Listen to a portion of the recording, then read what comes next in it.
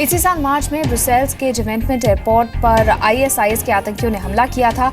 इस हमले में जेट एयरवेज की फ्लाइट अटेंडेंट निधि चापेकर जख्मी हो गई थी। हमले के तुरंत बाद पीली जैकेट में जख्मी निधि की तस्वीर दुनिया भर की मीडिया में वायरल हो गई थी। मौत को बेहद करीब से देखने वाली निधि चापेकर ने जी मीडिया से खास बातचीत की। स्वागत करते हैं हमारे साथ जेट एयरवेज की फ्लाइट अटेंडेंट निधि चापेकर जी। बहुत बहुत स्वागत है जी न्यूज़ से बात करने के लिए।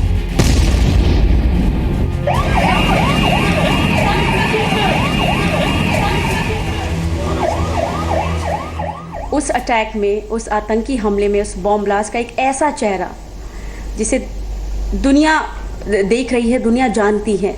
वक्त के साथ निधि कहीं कोई फर्क आया, बदलाव आया? आपकी ज़िंदगी किस तरीके से, पहले वो जानना चाहूँगी। अगर आप उस तस्वीर को देखें तो आपको उस तस्वीर में बहुत कुछ नज़र आता है जो शायद मुझे नज़र आया। एक दर्द, एक अजीब सी फीलिंग, एक मासूमियत, ऐसा जैसा कुछ मांगने की चाह लेकिन मांग नहीं पा रहे, असहायक जिसको बोलते हैं आप। वो ऐसा एक दर्द था, शायद वो लोगों ने भी देखा होगा। लोग कहते हैं कि जो दर्द को समझते हैं वो कभी किसी दर्द की वजह नहीं बनते। तो अगर कोई मेरे इस दर्द को समझता है तो कृपया कभी भी किसी भी तरह के दर्द की वजह ना बनिए। अगर आप कुछ रिकॉल कर पाएं, किस तरीके से वो 25 दिन थे?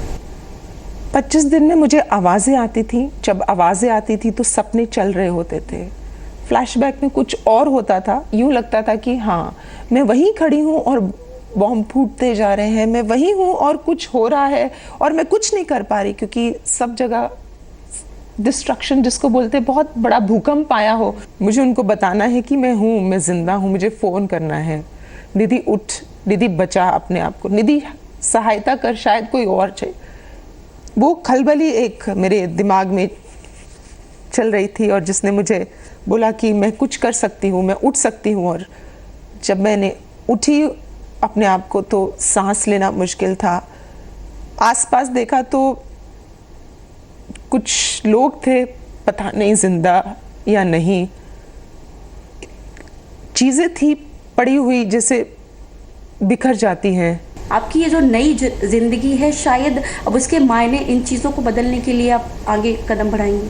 मैं यही बोलती हूँ, सबसे बोलती हूँ कि दुआ कीजिए कि ऐसा कभी ना हो। बदलिए, लोगों को समझाइए, उनको एजुकेट कीजिए, शिक्षा दीजिए। अच्छे बोलते हैं ना, अच्छा सुनोगे तो अच्छा बोलोगे, बुरा सुनोगे तो बुरा ही बोलोगे।